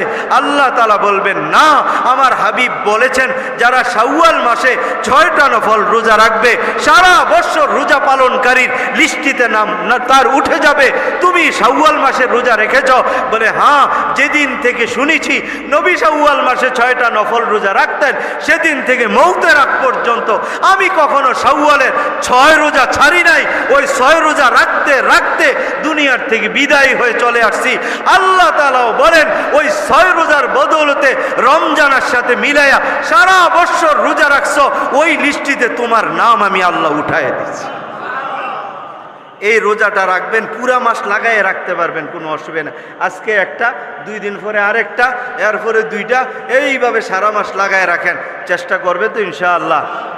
আজ 14 এপ্রিল 2024 ইংরেজি রোজ রবিবার চন্দ্রপুর বাইতুল আকরাম জামে মসজিদের উদ্যোগে আয়োজিত ষষ্ঠ বার্ষিক ওয়াজ ও দোয়ার মাহফিলের সম্মানিত সভাপতি হজরতুল আল্লাহ হজরত মৌলানা মুফতি রবিউল্লাহ সাহেব দামাত বরকাতুহুমুল আলিয়া, সিনিয়র মোদাররিস দারুস সুন্নাহ আল ইসলামিয়া মাদ্রাসা রসুলপুর দেবিদ্দার কুমিল্লা, আজকের মাহফিলের সহসভাপতি হজরত মৌলানা আবুল হাশিম সাহেব ইমাম খতিব অত্র জামে মসজিদ, হজরত মৌলানা প্রফেসর মাইনুদ্দিন সাহেব শাহ আলম ডিগ্রি কলেজ গোপীনাথপুর।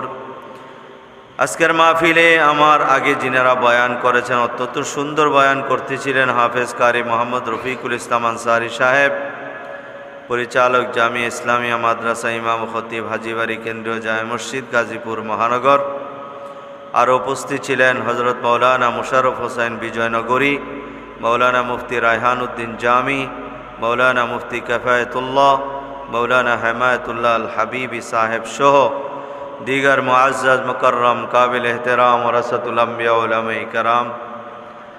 আমার সম্মুখপানে উপবিষ্ট ইসলাম প্রিয় মুসলমান ভাইয়েরা, পর্দার আড়ালে অবস্থানরত আমার শ্রদ্ধেয়া সম্মানিতা মা ও বোনেরা, আল্লাহ রব্বুল আলামিনের পবিত্র দরবারে লাখো কোটি শুকর ও সুজুদ, যিনি আমাদেরকে দ্বীনি এক মজমা উলামায়ে কেরামদের মজমা কোরআন ও হাদিসের নিসবতে আল্লাহ আল্লাহ নবীর মোহাব্বতে আশার বসার কিছু বলার শোনার তৌফিক দান করেছেন। এই জন্য আমরা সকলেই একবার অন্তরের অন্তঃস্থল থেকে আওয়াজ ছেড়ে উচ্চ কণ্ঠে শুকরিয়াতান বলি আলহামদুলিল্লাহ।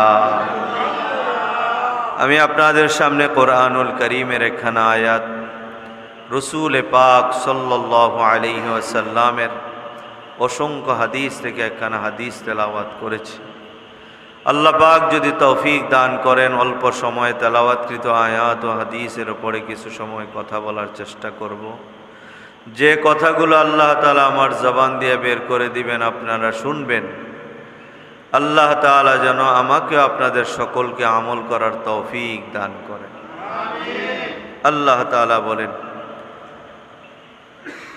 قل تعالوا أتل ما حرم عليكم قل تعالوا أتل ما حرم ربكم عليكم ألا تشركوا به شيئا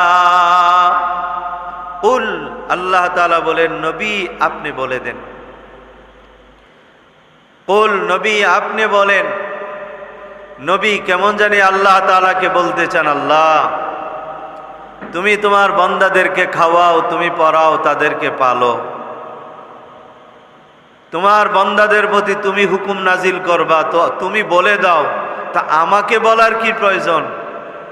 আল্লাহ তাআলা বুঝাইতে চান, নবী শরীয়তের যেই বিষয়গুলো আমি আল্লাহর কাছে অতীব জরুরি, অতীব গুরুত্বপূর্ণ, আমি চাই ওই গুরুত্বপূর্ণ বিধানগুলো আপনার মাধ্যমে উম্মতকে শোনায় দিতে, যাতে করে উম্মতেরা মনে করে যেই বিষয়টা আল্লাহ তাআলার পক্ষ থেকে নবীর মাধ্যমে বলাইল, বুঝা গেল এই বিষয়গুলো আল্লাহ তাআলার কাছেও গুরুত্ব, নবীর কাছেও গুরুত্ব, তাই উম্মতেরা সহজে মেনে নিবে, আমলের মধ্যে নিয়ে নিবে।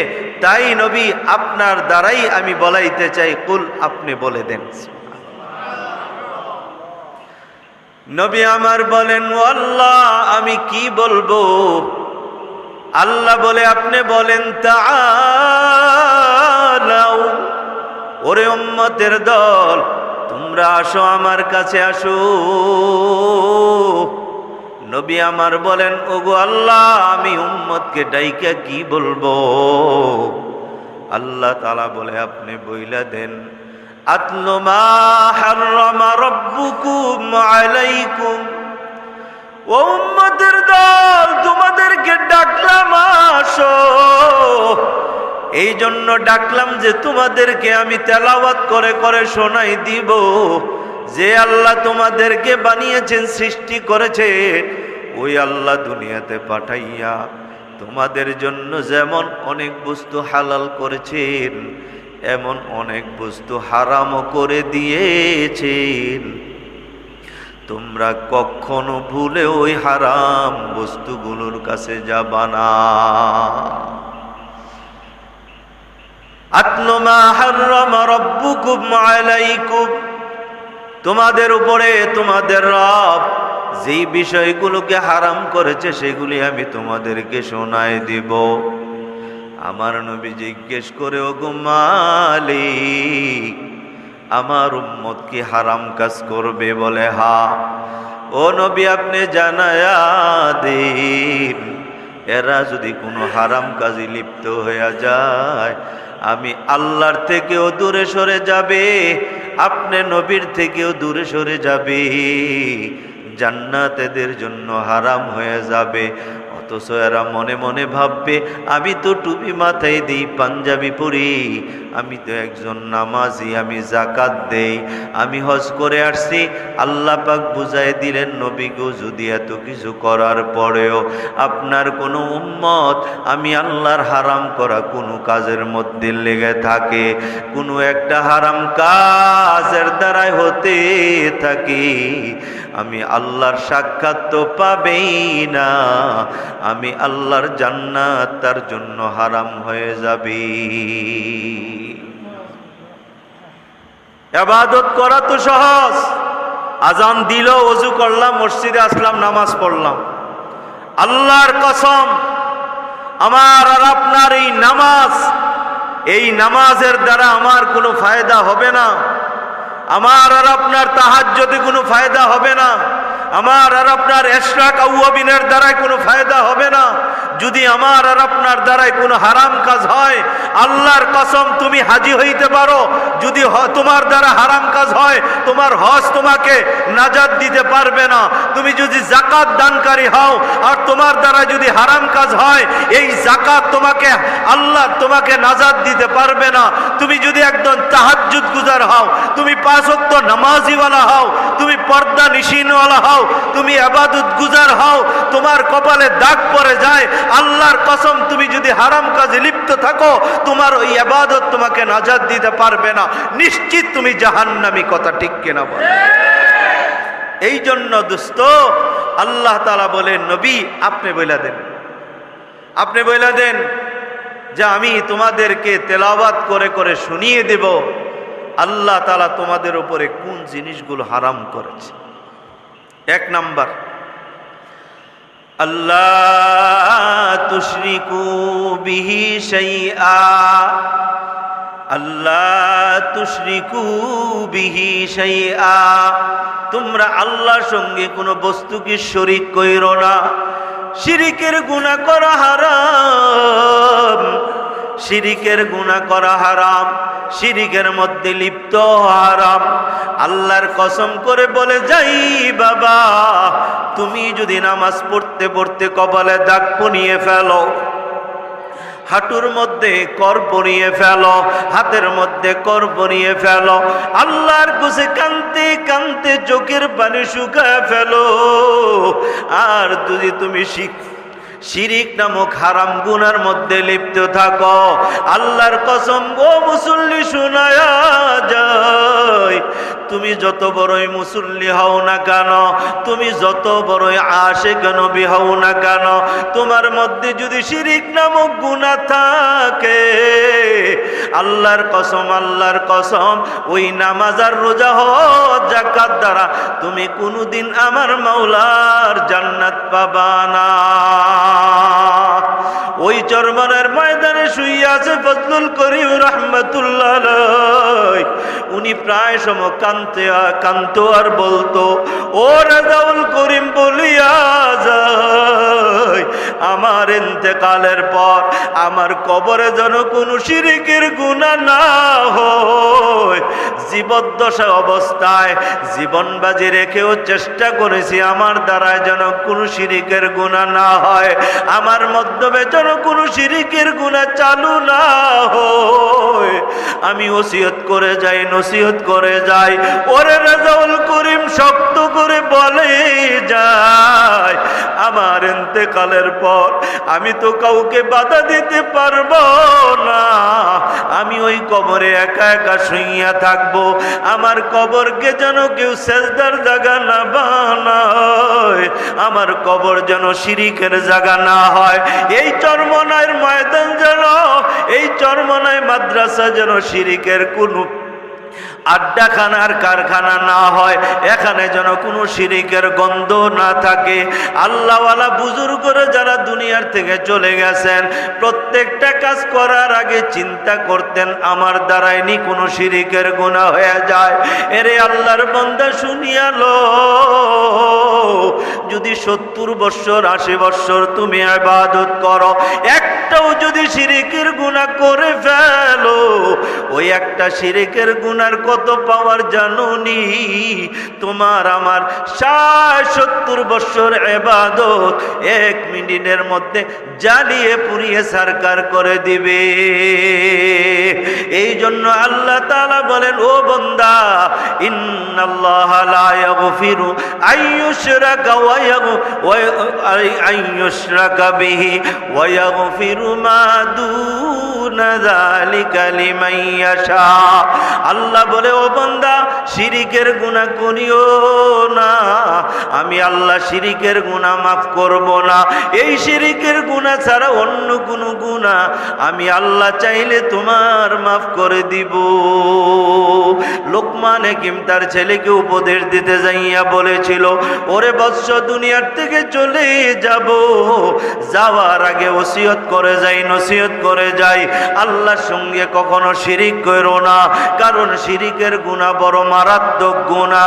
ইয়া বুনাইয়া লা তুশরিক বিল্লাহ ইন্নাশ শিরকা লাযুলমুন আযীম।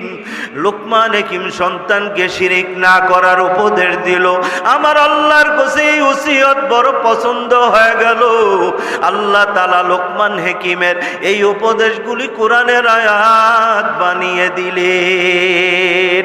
আমি আর আপনিও যদি ইন্তেকালের আগে আমার আর আপনার সন্তানদেরকে ওসিয়ত করে যাই, নসিহত করে যাই, ওরে সন্তান, শিরিকের গুনাহ করবি না। হতে পারে এমন একটা নসিহতের দ্বারা আল্লাহ তাআলা আমার আর আপনার জীবনের গুনাহ মাফ করে দিতে পারে। আল্লাহ তাআলা বান্দার সব অপরাধ সহ্য করতে পারে রে ভাই। আর বান্দা যখন আল্লাহর সঙ্গে শিরিক করে, আল্লাহ তাআলা এই শিরিকের গুনাহ বরদাস্ত করতে পারে না। বনি ইসরায়েল একজন আল্লাহওয়ালা 500 বছর ইবাদত করার পর রাতের বেলা ঘুমের ঘরে স্বপ্নে দেখে আসরের ময়দান কায়েম হয়ে গেছে, সবাই বাবা জান্নাতের দিকে যাইতেছে, আবার কোন দল জাহান্নামে যাইতেছে। একজন ফেরেশতা আইসা ওই আল্লাহর ওলিকে ডাক দিয়া বলে, ইনতালিক ইলাল জান্নাহ বিরহমাতিল্লাহ, ওরে আল্লাহর ওলি, চলো জান্নাতের দিকে যাবা আল্লাহর রহমতে। ওই আল্লাহর ওলি ভাবে, আমি 500 বছর ইবাদত করলাম লাইলা ওয়া নাহারা, দিনের বেলারও কোনোদিন রোজা ভাঙ্গি নাই, রাতের বেলা কোনোদিন ঘুমাই নাই। আমি যদি আল্লাহর রহমত দ্বারা জান্নাতে যাই, তাহলে ইবাদত দ্বারা জান্নাতে যাবে কে? ওই আল্লাহর ওলি বলে, ফেরেশতা, আমি আল্লাহর রহমত দ্বারা কেন যাব? আমার তো ইবাদতের অভাব নাই, আমি আমার ইবাদত দ্বারা জান্নাতে যাইতে চাই। ওই ফেরেশতা ডাক দিয়ে বলে, ইবাদত দ্বারা যাইবা? বলে, হ্যাঁ, আমি আমার ইবাদত দ্বারাই জান্নাতে যাব। আল্লাহ পাক ডাক দিয়ে বলে, ও ফেরেশতা, ওই বান্দার আমলনামা খুলিয়া দে। ওই ফেরেশতা এসে যখন তার সামনে আমলনামাটা খুলিয়া দিল, ওই আমল নামার দিকে নজর করিয়া দেখে, ওই আমল নামার বাবা ডাইনে বামে কোথাও কোনো নেকি লেখা নাই, একেবারে সাদা হইয়া আছে। এ বাবা, কোনো বাইনা সতর নাই, আয়ের ডাইনে বামে কোনো বাবা কোনো নোক্তাও নাই, কোনো লেখা নাই। ওই আল্লাহর ওলি চিৎকার মাইরা বলে, ও ফেরেশতা, 500 বছরের ইবাদত গেল কোথায়? 500 বছরের রোজা গেল কোথায়? 500 বছরের আমার নামাজ গেল কোথায়? রাতের বেলা আমি ঘুমাই নাই, আমার মাহবুদের পাওয়ার জন্য আমি সারা রাত কাঁদছি আর নামাজে দাঁড়াইছি। আমার মাবুদ বুঝি আমার নামাজ কবুল করে নাই, আমার মাওলা বুঝি আমার রোজাগুলো কবুল করে নাই। আল্লাহ পাক ডাক দিয়া বলে, ও ফেরেশতা আমার বান্দারে জানায়া দাও, এক রাত্রের ওই দুধের ঘটনায় তার জীবনের সব আমল নামা ধ্বংস করে দিয়েছে। ওই আল্লাহর ওলি একদিন রাতের বেলা ঠান্ডা দুধ খাওয়ার কারণে সকালবেলা পাতলা পায়খানা, সকালবেলা বিবিরে ডাক দিয়া বলে, ও বিবি আমারে রাতের বেলা কেন ঠান্ডা দুধটা খাওয়াইলি? ওই দুধের কারণে পেট খারাপ হইয়া আমি বাথরুমে যাইতে যাইতে আমার অবস্থা বড় খারাপ হয়ে গেছে। আল্লাহ পাক ডাক দিয়া বলে, ওলি ওরে ওরে ওলি শুনিয়া ল, তো তোর পেট খারাপ করার ক্ষমতা দুধের নাই, পেট ভালো রাখার ক্ষমতা ওষুধের নাই, পেট খারাপ করার ক্ষমতা আমি আল্লাহর, তোর পেট ভালো রাখার ক্ষমতা আমি আল্লাহর। আমার ক্ষমতা দুধকে দিয়া শিরিকের গুনাহ করছো, ওই একটা শিরিকের গুনার কারণে তোমার বিগত 500 বৎসরের ইবাদত ধ্বংস হয়ে গেছে। এই জন্য আমার নবী বলেন, ওরে মুআজ লা তুশরিক বিল্লাহ, জীবনে কোনোদিন আল্লাহর সঙ্গে শিরিক করবা না। ইন কুতিতা হুররিকতা, যদিও তোমাকে শিরিকের গুনাহ করানোর জন্য টুকরা টুকরা করে ফেলা হয়, আগুনে তোমাকে জ্বালাইয়া দেওয়া হয়, এরপরেও তুমি শিরিকের গুনাহ করবা না। আমাদের মাঝে শিরিকের গুনাহ আছে না নাই? জমির পাশে যায় দাঁড়ায় বলি, হ্যাঁ যদি এই ওষুধটা না দিতাম জমিনটা নষ্ট হয়ে যায়। জমিকে ওষুধে রাখলো না আল্লাহ রাখলো। এই জন্য নবী আমার বলেন, আল্লাহ তুশরিকু বিহি শাইআ, ও উম্মত কোনদিন আল্লাহর সঙ্গে শরীক কইরো না। এই শিরিকের গুনার দ্বারা তোমার গোটা জিন্দেগীর আমল বরবাদ হয়ে যাবে। এরে আল্লাহর বান্দারা বলে যাই শুনিয়া রাখো, তোমার এই কপালটা তোমার মা বানায় নাই, এই কপালটা তোমার বাবা বানায় নাই, এই কপাল দাদা দাদি বানায় নাই, এই কপালটা কোনো ডাক্তার ইঞ্জিনিয়ার বৈজ্ঞানিক কবিরাজরা বানায় নাই, এই কপালটা বানিয়েছেন আমার আল্লাহ। এ আল্লাহ কপালটা বানানোর আগে বডিটা যখন বানান, তোমার হাত বানানোর সময় আমার আল্লাহ ধরে নাই। আল্লাহ পাক বলছে কোন হাত হয়ে যাও, হাত দুইটা হয়ে গেছে। পাওগুলো বানানোর সময় আল্লাহ ধরে নাই। আল্লাহ বলছে কোন পাও হয়ে যা, দুইটা পাও হয়ে গেছে। চোখ কান নাক বানানোর সময় আল্লাহ ধরে নাই। আল্লাহ বলছে কোন হয়ে যাও, চোখ কান নাক মুখ হয়ে গেছে। 3.5 হাত বডিটা হয়ে গেল, আল্লাহ ধইরা বানাই নাই। আল্লাহ শুধু কোন বলছে হও, সঙ্গে সঙ্গে হয়ে গেছে। ওই কপালটা তখন বানায় নাই, আমার আল্লাহ কপালটা নিজের কুদরতি হাত দ্বারা বানায়। জিবরাইল ডাক দিয়ে বলে, ও আল্লাহ 3.5 হাত বডিটা বানাইতে একবারও তোমার কুদরতি হাত স্পর্শ করলা না, এটা বানানোর সময় কেন তুমি হাত দিয়ে স্পর্শ করলা? আল্লাহ পাক বলে এটা হলো জাবাহাতুন, এটার নাম হইল কপাল। এই কপালটা আমার নিজ হাত দ্বারা কেন বানাইলাম? আমার বান্দা বান্দিরা তো আমার কাছেই থাকার কথা ছিল, এই জান্নাত আমার পাশে, এরা দুনিয়াতে চলে যাবে, এদেরকে ছাড়া থাকা আমার জন্য বড় কষ্ট। এই কপালটা এই জন্য নিজের হাতে বানাইলাম, দুনিয়া যাইয়া জমিনের মধ্যে কপাল দিয়া সেজদা করবে, এই কপাল দিয়া গায়রুল্লাহকে সেজদা করবে না, কোনো কবরে সেজদা করবে না, মাজারে সেজদা করবে না, কোনো পীরের পায়ে সেজদা করবে না। এই কপাল দ্বারা যখন আল্লাহু আকবার বলিয়া আমি আল্লাহকে সেজদা করবে, আমি আল্লাহর আরশে আজিমে থাকবো না, আমি আল্লাহর আরশে আজিম থেকে যাইয়া আমার বান্দা বান্দির কপালের নিচে আমার পাও দুইটা বিছাইয়া দিব। এই কপাল দিয়া মানুষ ভিন্ন জায়গায় সেজদা করেনি। হ্যাঁ, এগুলি ইহুদি নাসারাদের একটা চক্রান্ত, এগুলি ইহুদি নাসারাদের কি চক্রান্ত। মুসলিমকে যতদিন পর্যন্ত শিরিক হারামের গুনায় লিপ্ত করাইতে না পারবে, ততদিন পর্যন্ত এদের ঈমান দুর্বল করা যাবে না, ঈমানের মধ্যে দাগ পরাইতে পারবে না, ঈমানকে এরা নরম করতে পারবে না। এই জন্য এরা বিশাল সুদূর প্রসারী টার্গেট নিয়ে আমার আর আপনার মাঝে এরা বিভিন্ন ধরনের আমাদের মতো হুজুর বানায়া পীর বানায়া সাজায় পাঠাই দেয়। এরাই আমাদেরকে আইসা বিভিন্ন শিরিক বেদাত হারাম কাজের মধ্যে লিপ্ত করায়, কখনো নেক্সুরতে কখনো বৎসুরতে। আজকে যেই দিন আপনারা বলছেন, আজকের দিনটা গেছিল পহেলা বৈশাখ। কি বৈশাখ? পহেলা বৈশাখ।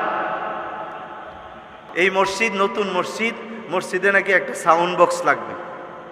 হ্যাঁ, আসেন নাকি? একটু দোয়ার আগে কয়ে দিতাম, বলে একটা সাউন্ড বক্স দিয়ে দিবেন।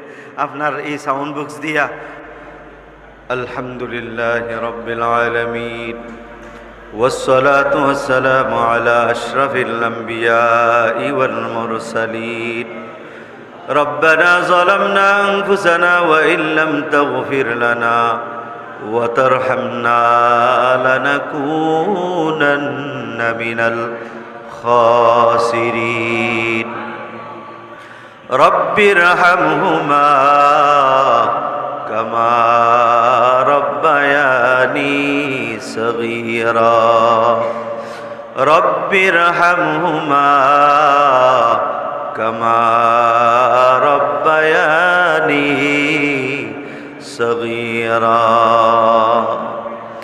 ইয়া আল্লাহ, বড় আশা নিয়ে তোমার দরবারে দুইটা হাত উঠাইলাম। তাকাইয়া দেখো, চুল পাকা চামড়া বটা কত মুরব্বীরা হাত উঠাইছে, আলেম ওলামারা হাত উঠাইছে। আল্লাহ, যাকে ভালো লাগে তার হাতের উসিলায় আমাদের প্রত্যেকের জীবনের গুনাহগুলো মাফ করে দাও। ইয়া আল্লাহ, গুনাহু কি কিস্তি ডুবা দে খুদায়া, তু দুরিয়ায়ে রহমত বহা দে খুদায়া। ইয়া আরহামার রাহিমিন, ইয়া আকরামাল আকরামিন, ইয়া গফফারায যুনুব। ওরে দয়ার মালিক, গুনার গাঠি নিয়ে তোমার দরবারে আমরা সকলে হাজির। আল্লাহ, তুমি আমাদের সবার জীবনের গুনাহগুলো মাফ করিয়া দাও। আল্লাহ, গুনাহ নিয়ে যদি দুনিয়ার থেকে বিদায় হই রে মাওলা, ওই কবরে বন্ধু নাই, বান্ধব নাই, সাথী নাই, বাতি নাই। ওই কবরে একা একা কেমনে থাকবো, জাহান্নামের আগুনে কেমনে জ্বলবো। দুনিয়ার আগুনের তাপের চেয়ে 70 গুণ বেশি তাপ জাহান্নামের আগুন। ওম দয়ার মালিক, আমাদের প্রত্যেকের জীবনের সবগুলি গুনাহ মাফ করে দাও। ইয়া আল্লাহ, গুনাহ কবিরা সগীরা, জানা অজানা, ইচ্ছায় অনিচ্ছায়, প্রকাশ্যে অপ্রকাশ্যে যত গুনাহ করছি সবগুলি গুনাহ তুমি মাফ করে দাও। ইয়া আল্লাহ, পহেলা বৈশাখকে উপলক্ষ করে বাংলাদেশে গুনাহ, কত গুনার সরাসরি যখন লেগে গেছি, এই এলাকার আমার কলিজার টুকরা নয়নমণি যুবক ভাইগুলো মাহফিলের আয়োজন করছে। ইয়া আল্লাহ, আমার এই যুবক ভাইগুলির জীবনের গুনাহগুলো মাফ করিয়া দাও। আল্লাহ, এদেরকে তুমি এদের অন্তরে হেদায়েতের আলো জ্বালা দাও, এদের দিলের নেক মাকাসিদ গুলি পুরা করিয়া দাও। আল্লাহ, প্রত্যেক বছর এই মাহফিলটা এদেরকে চালায় যাওয়ার তৌফিক দান করে। ইয়া আল্লাহ, বিদেশ থেকে অনেক প্রবাসী ভাই টাকা দিয়েছে, দোয়াও চেয়েছেন। আল্লাহ, আমার ওই প্রবাসী ভাইদেরকে প্রবাস জীবনের সুখ শান্তি দান করে দাও, এদের কামাই রোজগারের মধ্যে বরকত দিয়ে দাও রে আল্লাহ। এ এলাকার গোরস্থানগুলিতে যত মর্দেগানে মুসলমান শুয়ে গেছে রে আল্লাহ, সকলের কবরের আযাবগুলি তুমি মাফ করিয়া দাও, সবগুলি কবর তুমি জান্নাতের বাগান বানায়া দাও। ইয়া আল্লাহ, যারা এখানে হাত উঠাইল, অনেকের মা নাই, অনেকের বাবা নাই, আল্লাহ প্রত্যেকের মা বাবা, দাদা দাদি, নানা নানি যাদের নাই, এদের কবরগুলিকে জান্নাতের বাগান বানায়া দাও। ইয়া আল্লাহ, যাদের জন্য আমার ভাই দোয়া চাইলো, আল্লাহ তাদের দিনার দোয়ার মাকসাদ উদ্দেশ্যগুলি পুরা করিয়া দাও। ও আল্লাহ, জানি না আজকে আমরা যারা হাত উঠাইলাম, আগামী বছর হয়তো মাহফিল চলবে, আমরা অনেকেই থাকবো না রে আল্লাহ। কার জন্য জানি জীবনের শেষ মোনাজাত জানি না। ও আল্লাহ, তুমি আমাদের গুনাহগুলো মাফ করিয়া দাও। ওই অন্ধকার কবরে একা একা কেমনে থাকবো, যেই কবরে আমার মা নাই, আমার বাবাও নাই, ওই কবরে আমি কেমনে একা একা থাকবো রে আল্লাহ। ও আল্লাহ, ওই কবরের ভয়ে তোমার দরবারে হাত উঠাইলাম। এমন একটা দিন সামনে আমাদের জন্য আসতেছে, আমরা লাশ হয়ে এক জমিনে পড়িয়া থাকব। আমাদের লাশের পাশে বসিয়া সন্তানেরা বাবা বাবা বলিয়া কাঁদতে থাকবে। আহারে, কেউ তো আমাকে ধরে রাখতে পারবে না। কিছুক্ষণ পরে খাট থেকে নামায়া ওই ফ্লোরের মধ্যে একটা বিছানায় ফালাইয়া, ওই ঘর থেকে বের করে উঠানের কোনায় মশারি টানায়া, ওই 3 টুকরা কাপড়ের কাপড় দিয়ে প্যাকেট বানায়া আমারে চিরজীবনের তরে দিবে বিদায় করিয়া, আমারে ওই বাড়িতে থাকতে দিবে না, আমারে চিরজীবনের তরে বিদায় করে দিবে রে আল্লাহ। ও আল্লাহ, আমাদের ওই কবরে যাওয়ার আগে আগে গুনাহগুলো মাফ করাইবার তৌফিক দান ফরমাও। সবাই একবার আল্লাহকে ডাকেন, আল্লাহ, আর জোরে ডাক দেন, আল্লাহ। ও আল্লাহ, তুমি সবাইরে মাফ করে দাও, আল্লাহ মাফ করে দাও না, আল্লাহ দাও না, দাও না, আল্লাহ মাফ করে দাও না। আল্লাহকে আবার ডাক দেন, আল্লাহ, আরো জোরে ডাকেন, আল্লাহ। আল্লাহ, আমাদের সবাইকে তুমি মাফ করে দাও, আল্লাহ। আল্লাহ, আজকের মাহফিলকে তুমি কবুল করে নাও। আল্লাহ, এই মাহফিলের জন্য যারা টাকা দিল, পয়সা দিল, বুদ্ধি পরামর্শ দিল, আল্লাহ সবাইকে মাফ করে দাও। ইয়া আল্লাহ, এই এলাকার সবাইকে তুমি মাফ করে দাও। এলাকার উপরে খাস রহমত নাজিল ফরমা, সবার ভিতরে মিল মোহাব্বত পয়দা করে দাও। সুবহানা রাব্বিকা রব্বিল ইজ্জাতি আম্মা ইয়াসিফুন ওয়া সালামুন আলাল মুরসালিন ওয়ালহামদুলিল্লাহি রাব্বিল আলামিন।